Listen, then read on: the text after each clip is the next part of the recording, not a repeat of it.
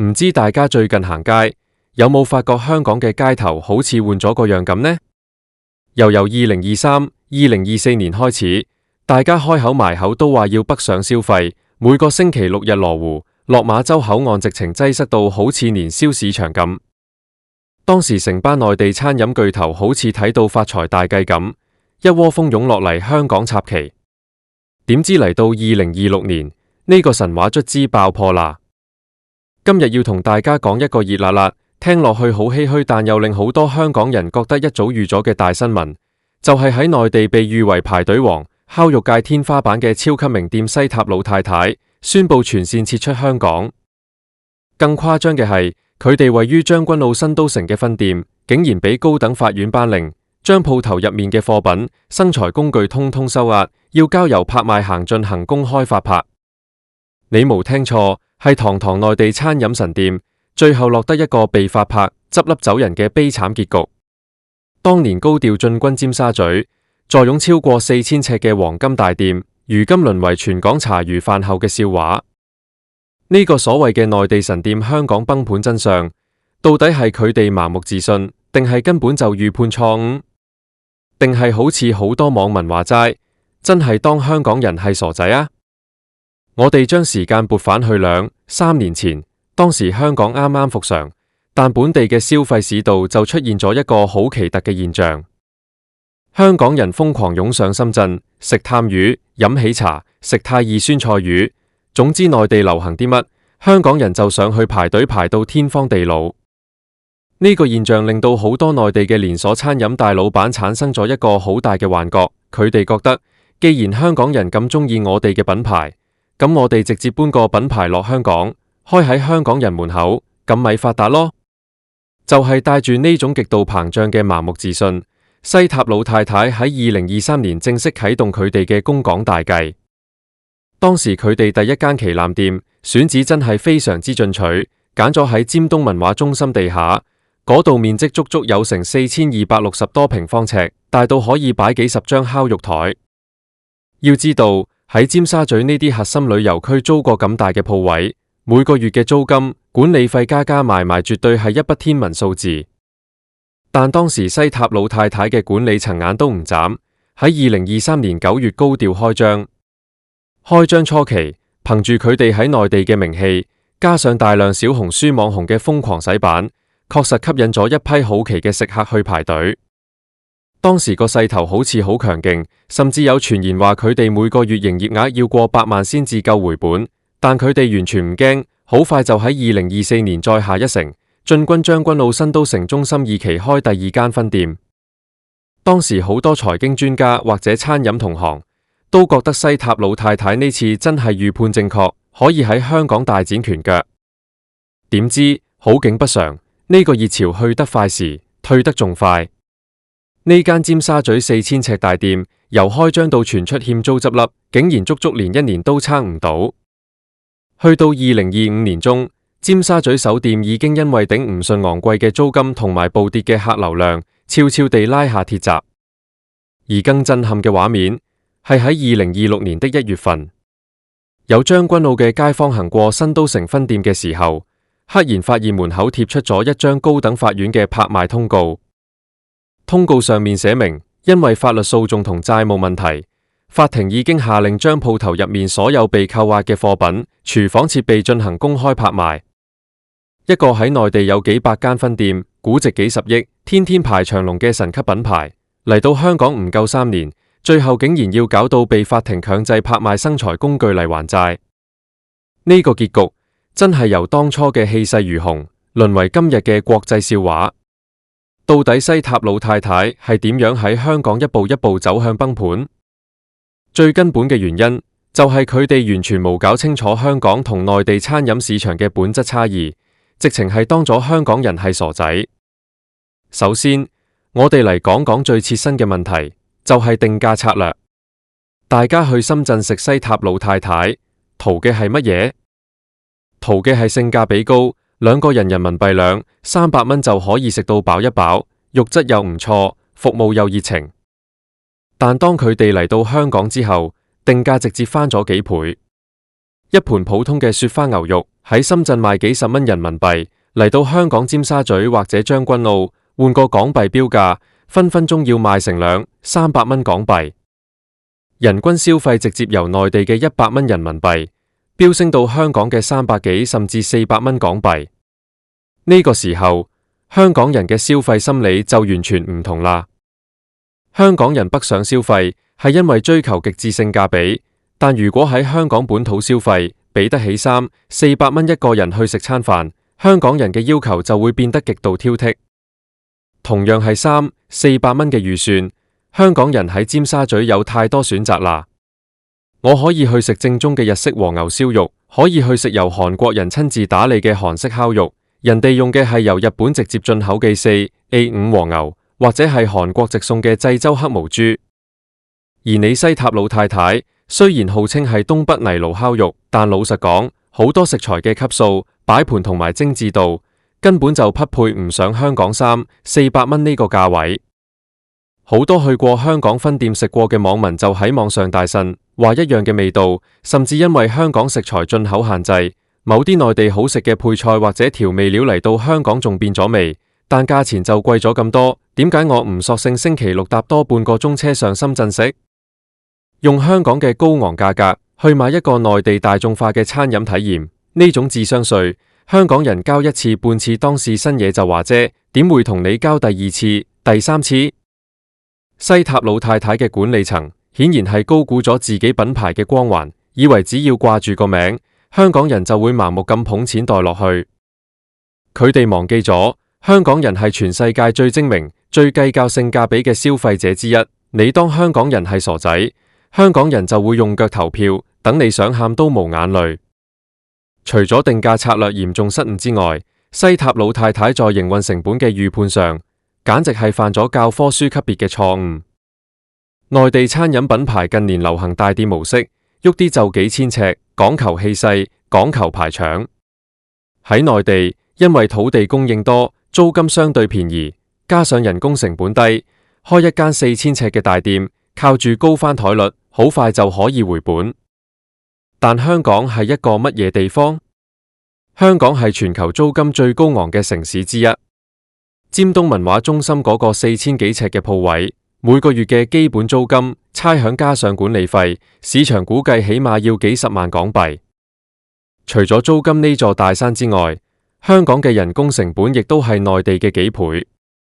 喺內地請個傳菜員、洗碗工，可能每個月就幾千蚊人民幣，但喺香港，就算你出到18000、20000蚊港幣，都未必請到個全職嘅洗碗阿姐。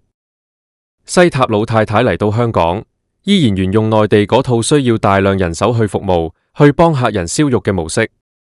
結果，高昂嘅租金加上龐大嘅人工開支，變成咗兩條沉重嘅枷鎖，將鋪頭嘅利潤空間完全榨乾。更加致命嘅係，香港嘅餐飲業高度依賴高效率同埋高密度的翻台率。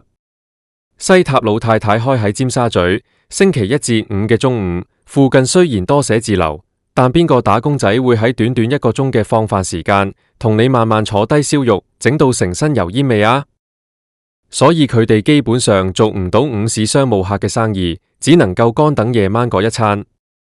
而夜晚呢一餐，因為香港近年市道疲弱，大家夜晚都提早返屋企，或者寧願留返星期6日先大消費。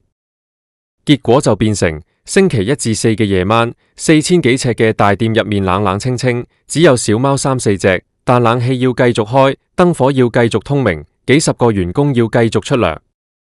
這種燒錢嘅速度，即便是內地嘅餐飲巨頭都根本頂唔順。呢個就係典型嘅預判錯誤。佢哋以為香港嘅市道仲好似2018、2019年以前咁，每晚都有大批自由行旅客同本地人瘋狂消費。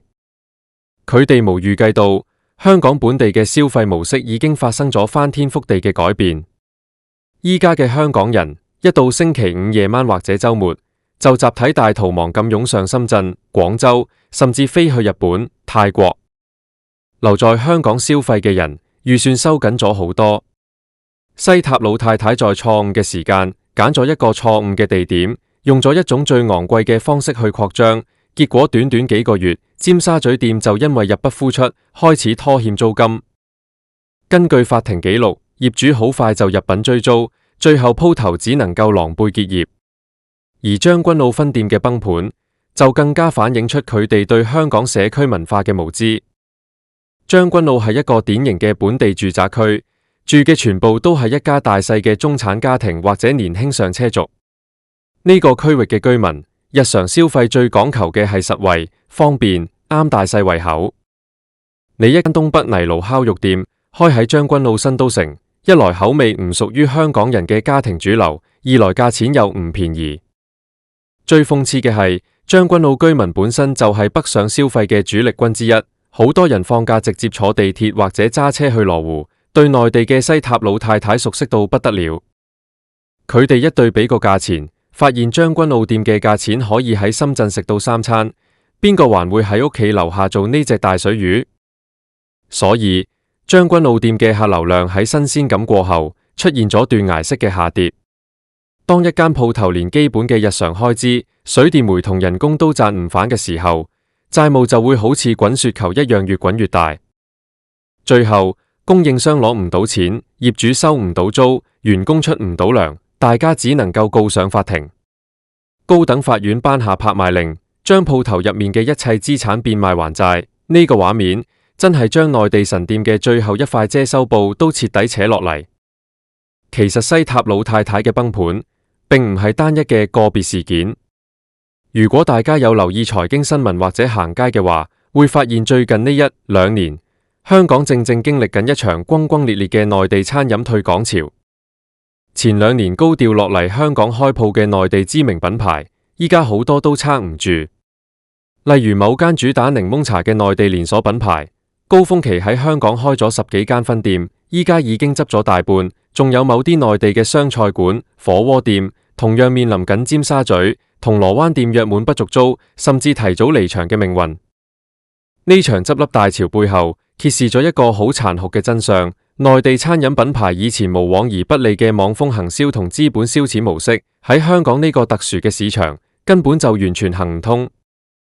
喺內地，一個品牌只要攞到融資，就可以瘋狂補貼，請明星代言，搞網紅打卡，在短時間內製造出排隊幾百人嘅神話，然後靠加盟費或者上市去套現。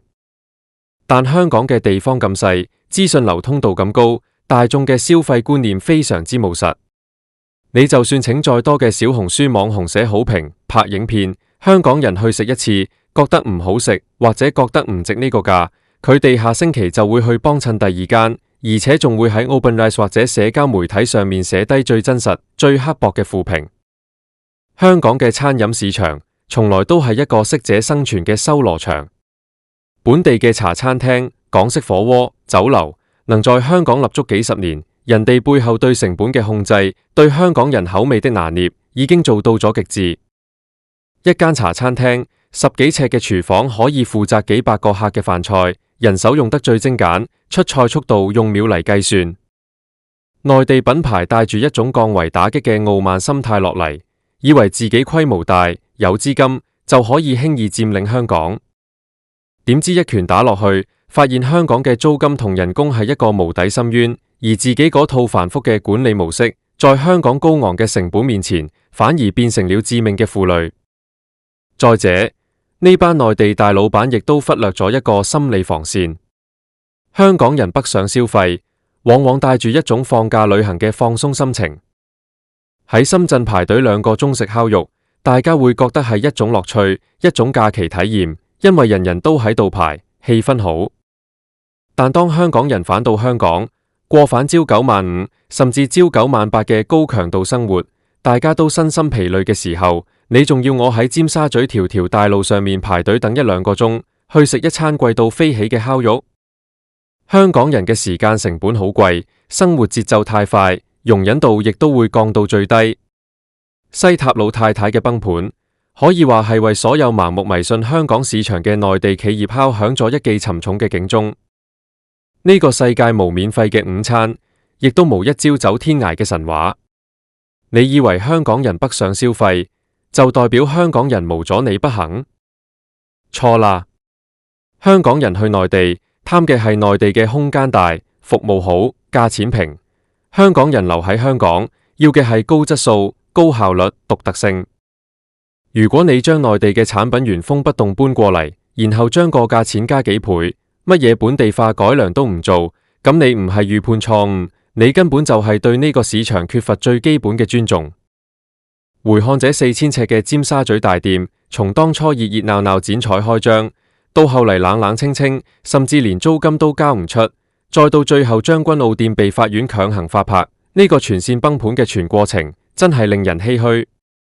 它不僅僅是一間烤肉店嘅失敗，更是近年內地餐飲出海潮之中一個最經典、最典型嘅反面教材。